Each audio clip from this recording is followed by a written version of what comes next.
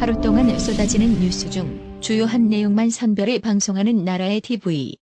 2023년에도 나라의 TV를 아껴주시고 성원도 부탁드립니다. 지금 보시는 사진은 더불어민주당이 17일 오전 국회 본청 앞 계단에서 윤석열 정권 검사 독재 규탄 대회를 연 장면인데요. 세상 모든 정의가 자신들의 기준임을 착각하는 좌파들, 참 보기가 딱하지요. 얘들 대부분 박근혜 대통령 구속 때는 환호했을 겁니다. 이재명은 불과 지난해 5월 불체포 특권에 대해 이런 발언을 했습니다.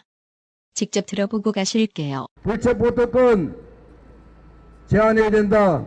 100% 동의할 뿐만 아니라 제가 주장하는 것입니다. 10년 넘도록 먼지 털듯이 탈탈 털린 이재명 같은 깨끗한 정치인에게는 전혀 필요한 것이 아닙니다.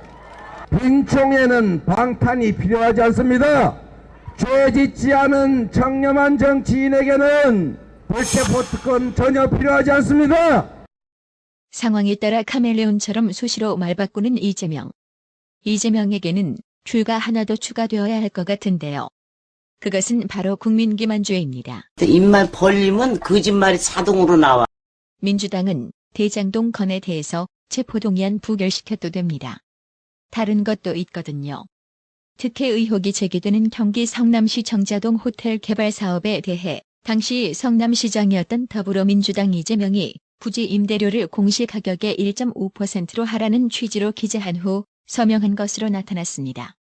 일반적으로 지자체와 민간업체 간 대부요율은 5% 안팎인데 이재명이 직접 나서 절반도 안 되는 수준으로 임대료를 낮춘 정황이 드러난 것인데요. 민주당은 헌정사상 야당 대표 구속영장은 처음이라고 반발하지만 범죄 혐의자를 대표로 뽑은 것이야말로 헌정사상 초유의 일 아닌가요? 이재명만큼 진짜 까도 계속 나오는 이런 야당 대표가 헌정사상 있었나 말입니다. 더불어 터진당 김남국은 17일 KBS 라디오 최경영의 최강시사와의 전화 인터뷰에서 헌법에서 국회의원에게 부여한 불체포 특권은 스스로 포기하거나 마음대로 할 수 있는 권리가 아니다라고 주장했는데요. 김남국은 불체포 특권을 포기하고 법원으로 가겠다고 해서 법원에서 영장실질 심사를 받아주는 것이 아니다라고 전제하며 국회법에 따라서 법원은 체포 구속영장을 발부하기 전에 국회에 체포동의서를 보내고 국회가 이를 처리한 결과를 토대로 법원이 구속영장 실질 심사를 할 수 있다고 설명했는데요. 아니 권성동 경우는 스스로 불체포 특권 포기하고 당당하게 영장 실질 심사를 받았는데 이건 무슨 경우라고 설명할 건가요? 김남국이 또 새치 혓바닥으로 국민을 농간하고 있는데요. 해당 소식에 네티즌들 역시 권성동은 스스로 포기했는데 김남국은 진짜 아는 게 없구나라고 비꼬며 국민을 바보로 아냐? 가방 못지야 본인이 포기하면 된다. 크크크크. 물론 이재명은 그럴 깜냥은 없겠지만이라고 또 비꼬았답니다. 대장동 팀의 로비스트 역할을 한 화천대유자산관리 대주주 김만배가 18일 다시 구속됐습니다. 서울중앙지법 김정민 영장전담 부장판사는 전날 김만배의 구속 전 피의자 신문, 즉 영장심사를 연 뒤 범죄 태양과 특성, 피의자와 관련자들의 관계에 비춰 증거인멸 및 도망의 우려가 있다며 구속영장을 발부했습니다. 이에 따라 김만배는 지난해 11월 24일 구속기한 만료로 석방된 지 86일 만에 재수감됐는데요. 김만배는 2021년 10월부터 지난해 11월까지 대장동 개발로 벌어들인 범죄 수익 340억 원을 수표로 찾아 차명 오피스텔과 대여금고에 은닉한 혐의, 범죄 수익은닉규제법 위반을 받고 있습니다. 대장동 개발 특혜 의혹을 수사하는 검찰이 화천대유 대주주 김만배가 은닉한 자금의 최종 귀속처가 김만배가 아닌 윗선이라는 의견서를 낸 것으로 확인됐습니다. 검찰이 대장동 수익금 가운데 일부를 이재명이 최측근들이 받기로 약정했다고 의심하는 상황에서 김만배가 은닉한 범죄 수익도 결국 이재명 쪽의 몫이라고 의심하는 것으로 해석되는데요. 범죄 수익 은닉 혐의로 김만배를 재구속해 신변을 확보한 검찰은 자금 사용처 수사를 이어갈 것으로 보이는데요.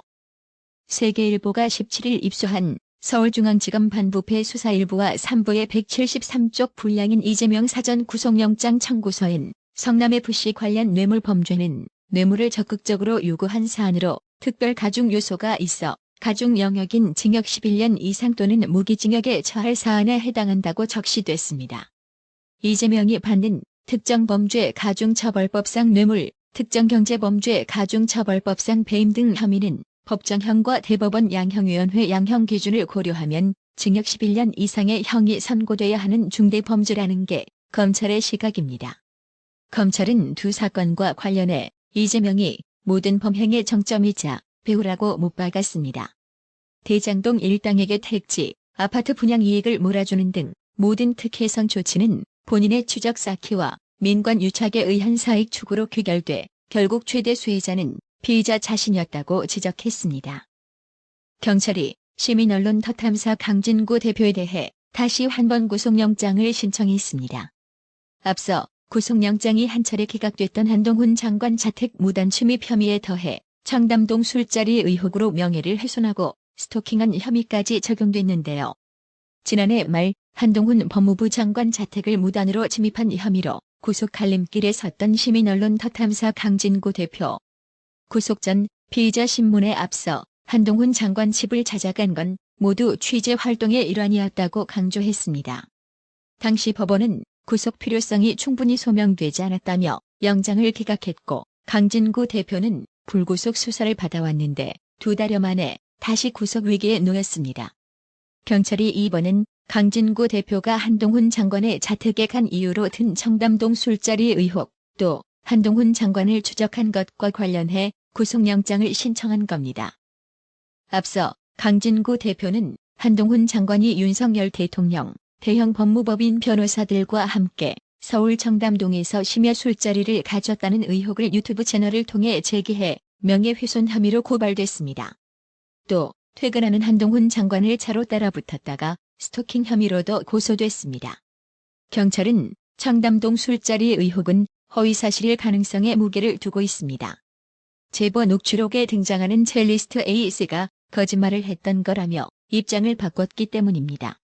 이에 따라 경찰은 강진구 대표의 혐의가 인정되고 증거를 없앨 우려도 크다고 판단해 다시 영장을 신청한 거로 알려졌습니다. 이런 가운데 더 탐사 측은 첼리스트 A씨가 회유나 압박을 당해 말을 바꾼 거라고 보고 있다며 경찰이 또다시 구속 수사를 시도하는 건 청담동 술자리 추가 취재를 막기 위해서라고 반발했습니다. 댕댕이님, 어려운 형편의 나라의 TV 운영 유지를 위해 몇 년 동안이나 한결같은 마음으로 구독료 후원해 주셔서 정말 감사합니다. 나라의 TV는 구독료 후원으로만 운영 유지되고 있으니 구독자님들의 따뜻한 정성이 필요합니다. 항상 뉴스 전달 방식에 노력하는 나라의 TV가 되겠습니다. 구독 그리고 알람 설정, 뉴스 영상 내용이 좋았다면 좋아요를 클릭해주세요.